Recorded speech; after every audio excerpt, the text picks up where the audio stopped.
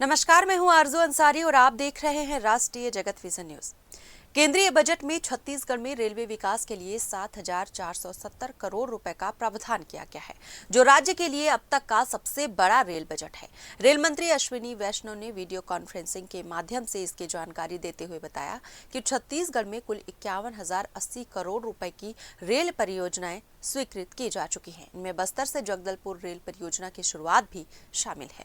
Rail मंत्री ने बताया कि परमाल कसा खरसिया रेल परियोजना को फ्रंट कॉरिडोर के रूप में विकसित किया जाएगा, जिससे पश्चिम बंगाल, ओडिशा और छत्तीसगढ़ के बीच माल परिवहन को मजबूती मिलेगी।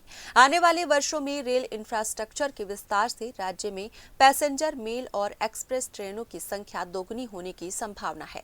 अमृत स्टेशन योजना के तहत राज्य के 32 रेलवे स्टेशनों का आधुनिकीकरण किया जा रहा है। इनमें डोंगरगढ़, अंबिकापुर फेज 1, भानुप्रतापपुर, भिलाई और उरकुरा स्टेशन का कार्य पूर्ण हो चुका है। यात्रियों की सुविधा के लिए राज्य को वंदे भारत एक्सप्रेस की 2 जोड़ी और अमृत एक्सप्रेस की 1 जोड़ी ट्रेन की सौगात भी दी जा रही है।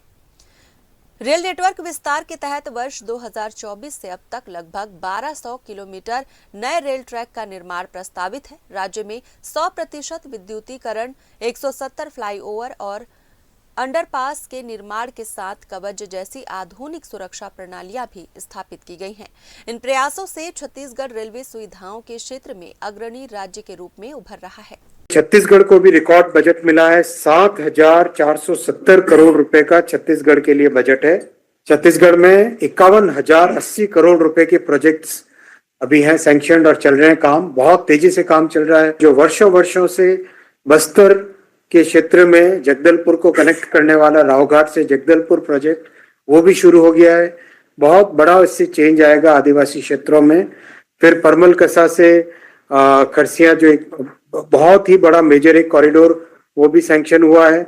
और जो हमारा नया फ्रेट कॉरिडोर कल अप्रूव हुआ है, वो उसका भी बड़ा बेनिफिट छत्तीसगढ़ को मिलेगा। जितना काम अभी छत्तीसगढ़ में चल रहा है, उससे एक बड़ा बेनिफिट यह आएगा कि आने वाले समय में छत्तीसगढ़ में पैसेंजर गाड़ियों की संख्या डबल हो जाएगी, मेल एक्सप्रेस की गाड़ियों की संख्या डबल हो जाएगी, क्योंकि बहुत सारे प्रोजेक्ट्स हैं जो आने वाले 2 वर्षों में कंप्लीट होने को आ रहे हैं, जहां पे काम एक एडवांस स्टेज में पहुंच गया है और फाइनल शेप देके उन प्रोजेक्ट्स को स्टार्ट करना है, जिससे कि डबल कर सके छत्तीसगढ़ के लिए गाड़ियों की संख्या को।